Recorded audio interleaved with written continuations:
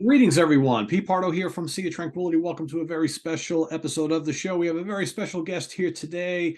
He's on tour with the band Haken, of course, the great vocalist Ross Jennings, joining us from up in Canada. You guys are up in Yeah, Canada right now, right? we're in Quebec City. It's day 5 of our North American Fauna expedition. I've got to say, I'm very happy to be invited onto your channel here. I've been following you for a couple of years, actually. Awesome. And in that time, I've learned you're big fans of Haken, and you've even gone and reviewed my solo album and stuff like that. So yeah, I really appreciate being here. Thank you. Yeah, I've been following you guys since the first album, basically. So Amazing. a long time, and got to see you guys for the first time live, opening up for Symphony X. Seems like it was not that long ago, but it probably Yeah, it was a year ago. it was a year ago it was already. last May. Yeah. Man, time is just flying by, Ross. It's crazy. It's crazy. But that was a great show. It was a great bill. Did you guys enjoy that tour with the Symphony X? They're great guys. Oh, it was incredible. We've looked up to those guys, from our late teens, when we're getting into this music business world and wanting to be a band. And Symphony X were among many of who are, our peers now, which is strange. But they were a huge band on the Inside Out label, and we're a huge fan. So it was great to be in their presence. Cool. It was a fun show. So you're basically out promoting the new album, which is Fauna right here, which for those who haven't heard it, dynamite album number 7 studio album. To me, and maybe you could talk a little bit about this. To me, Fauna seems to be kind of like a little bit of a reset after Vector and Virus, which were kind of similar albums. This, I think, sees you guys maybe once again going in a slightly different direction. Maybe you could talk a little bit about the music and how this is, maybe in your mind it's not different at all from Vector or Virus, but maybe talk a little bit about where you guys are at musically speaking today with this new album. Yeah, no, actually, I completely agree with you.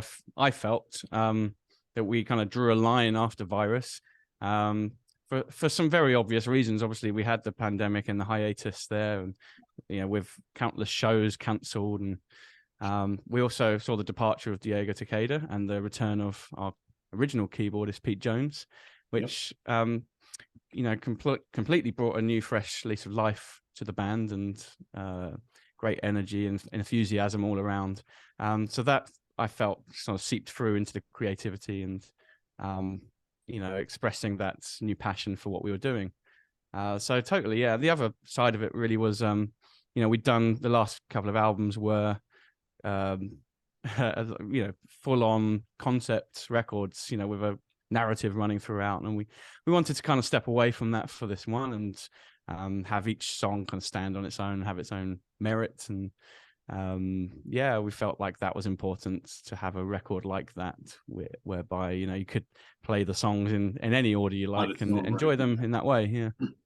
It's always interesting talking about concept albums. Now, do you guys in the past, have you consciously decided to do a concept album, or is that just something that happens in the writing process? You want to do a new album and you start putting stuff together. Do you go in thinking we're going to do a concept record, or does it just kind of happen organically, like in the process? I remember back to Aquarius and Visions, and we were like huge fans of these concept records that were had a big place in people's hearts and record collections, and that's something that we absolutely wanted to achieve to put our mark on the progressive genre. It's something that we felt had to be done. As time went on, it kind of became more of an happy accident, because we grew fond of having themes that recurred in other songs and things like that, and also lyrical themes that sort of built a bridge between other parts of the record.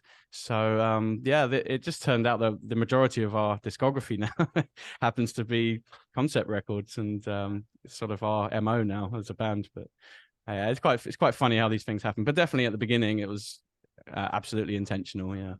Okay. It must be refreshing though when you do an album like this, which is not a concept album, to say, okay, well, we can go out and tour in support of this album. We can select 3, 4, or 5 tracks and play them live, and not worry about having to play a good bulk of the album that you're promoting, because obviously concept records generally are made that way and they flow in a certain way. So Yeah. here you're really under no restrictions or limitations what you can do as far as this album goes. No, I still feel we found a way that we can work other tunes into the set list as well without compromising that storyline integrity or whatever. These songs work in various contexts anyway. But yeah, I agree with the new album. That was absolutely where our headspace was. Yeah. So before the tour here, obviously, and over the last year and a half, you guys have had some time to do some solo albums and things. You want to talk a little bit about that? Yeah, this is I guess a product of the time we had during the pandemic and not really getting together as the band. So myself and Charlie both released solo records in that period, and I guess it was a chance to really just step away from the day job, so to speak, and try other things and express ourselves creatively in other ways. Because it by no means was my solo record anything like what Haken did. I wanted to really flex the sort of arena rock muscles, so to speak. Sure, and Charlie's is really Charlie's is quite different as well. Yeah, exactly. Yeah, and he's more into the sort of thrash world, and it's a great guitar record, and it's that's something he wanted to push, and they're both great records in their own right, I feel, and extracurricular activities, as I call them. From for a Haken fan, yeah. And I'm assuming everyone within the band felt very positive about you guys wanting to do a solo album. And is the door open for any of you to do something like that at any time, as long as it doesn't interfere with what goes on with Haken?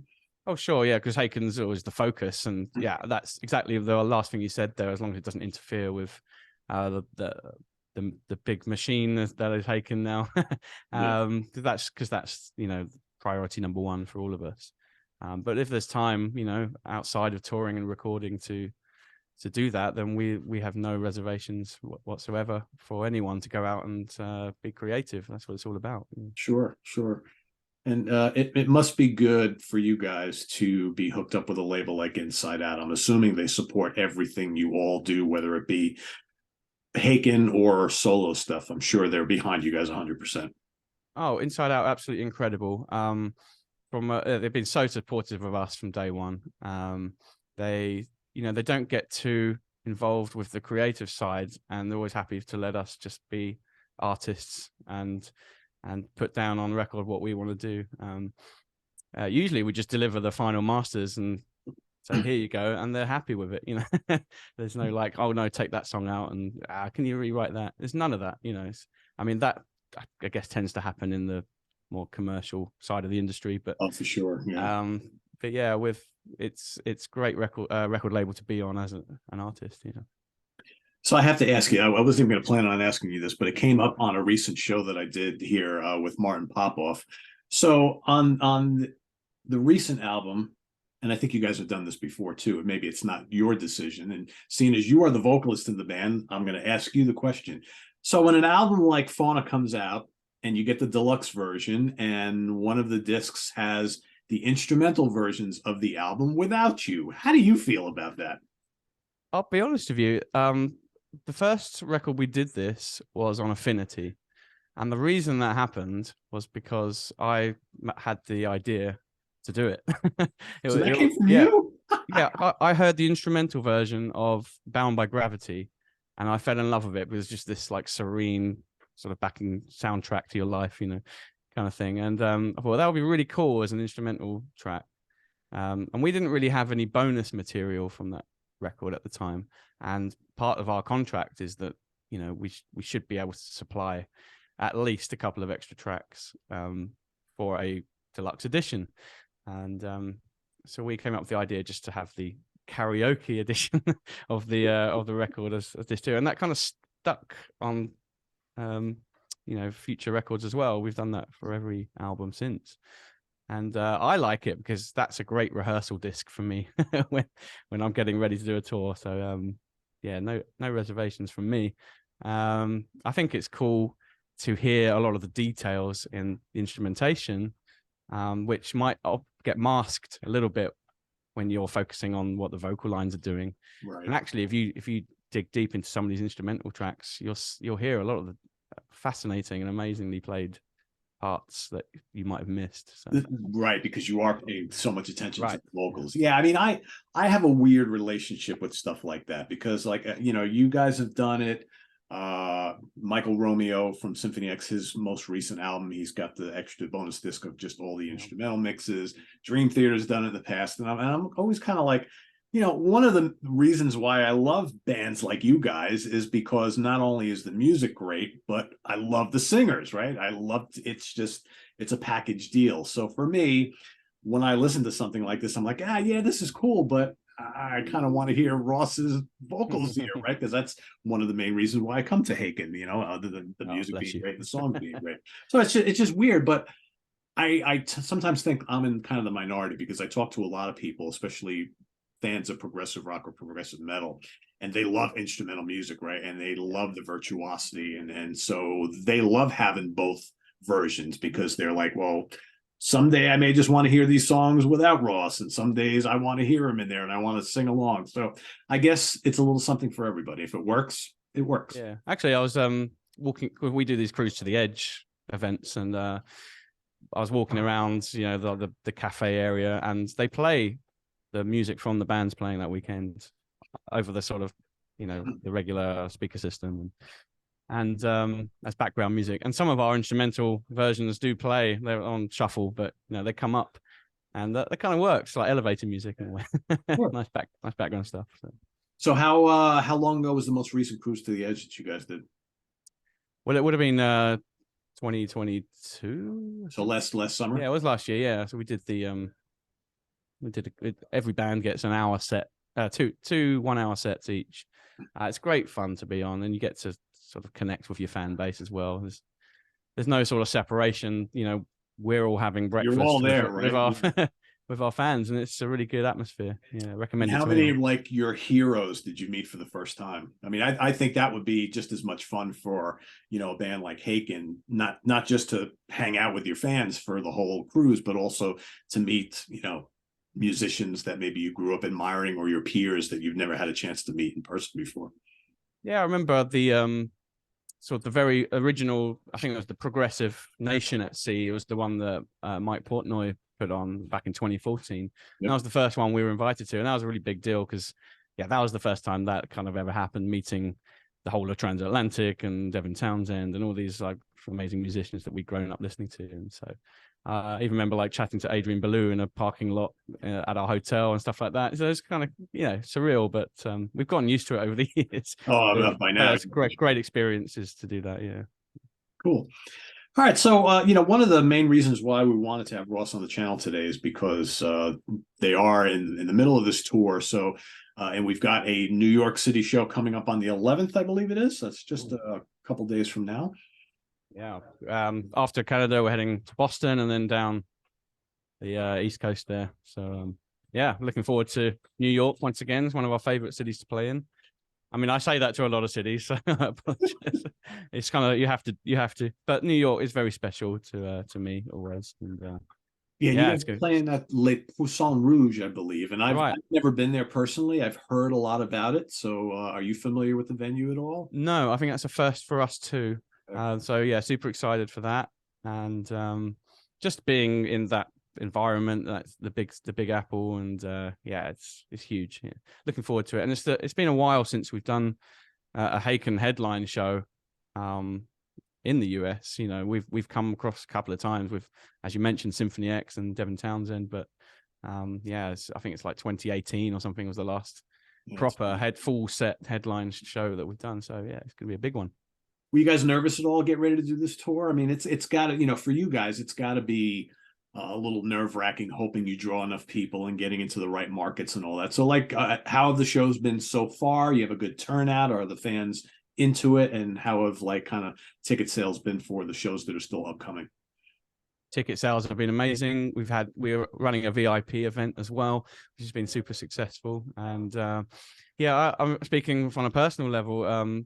I was we'd done the EU tour with Between the Buried and Me just a couple of months ago, but Yeah, I was a little bit anxious to get out again and do this full set, where we've decided to play a lot of our epic material, not to give too much away. And so there's a lot of old material to relearn. And on a personal level, like I have young children now, not a lot of time. So the rehearsal time window that I have each night is quite short. And I was just worried about having the stamina to do it again. But after one show in Nashville, it just felt all natural again, like riding a bike, and everyone's sort of got their confidence back, and it's been on fire ever since. Yeah. Are you guys doing about a 90-minute set or so? Approximately, yeah. It's a little bit longer, but yeah, approximately. And what bands are out on the road with you for this tour? So we brought out an instrumental act called Arch Echo, who I was vaguely familiar with, and not that much, but watching them the last few nights, they can play. They can play their instruments. Yeah. Yeah, it's quite an experience. I saw them. God, now I can't even remember. I saw them a couple of years ago, opening up for. I believe they opened for Dream Theater on the. Was it Dream Theater, or yeah. I might have even seen them open up for Sons of Apollo as well. Oh, possibly. Yeah, and they're really good. I had never heard them before. Young kids, really good. Yeah, great guys, and worth catching if you can get early for the show. Arch Echo. Yeah. So how was the tour with Between the Buried and Me? That's great band. And do you guys have, in your opinion, like similar fan bases, or was it a little bit of a kind of meeting of the two? Because they're a little more on the extreme side of things, but still very, very progressive. And so how did that work? Yeah, there's definitely a crossover there. But I agree with you there. They pander to more of the extreme metal side, and we have more of the prog and melodic side. But I felt it was a good match, and we've done a short tour with them in Europe before. I think it was 2015, and so we were already familiar with them. Rich had been on a record with Dan Briggs. Rich and Pete actually been on a record with Dan Briggs called the Nova Collective.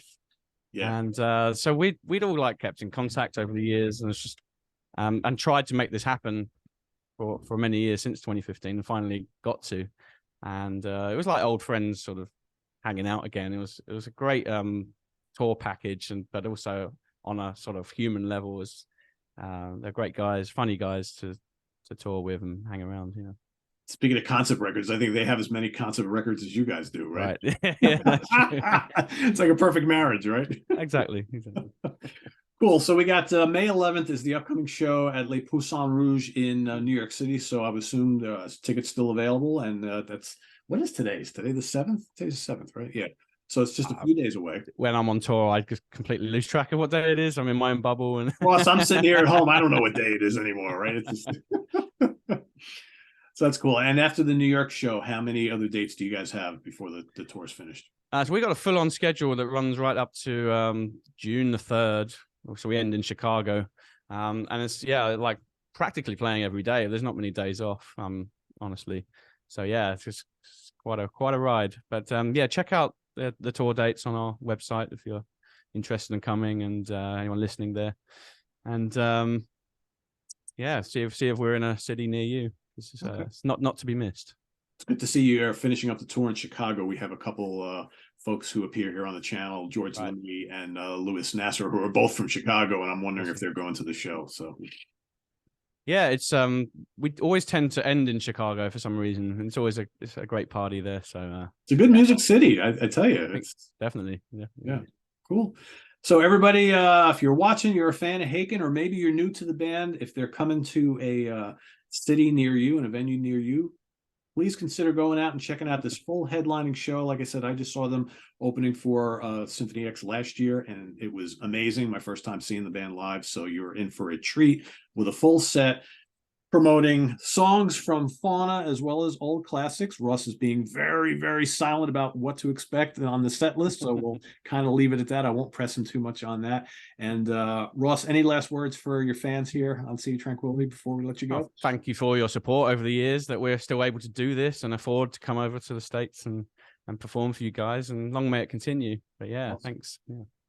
So thanks for watching, everybody. Visit us on the web at www.seatranquility.org. We're on Facebook. We're on YouTube all together all the damn time. For Ross Jennings and all the guys from Haken, I am Pete Pardo. Thanks for watching, everybody. Enjoy the rest of your weekend. See you soon. Thanks for having me. Cheers.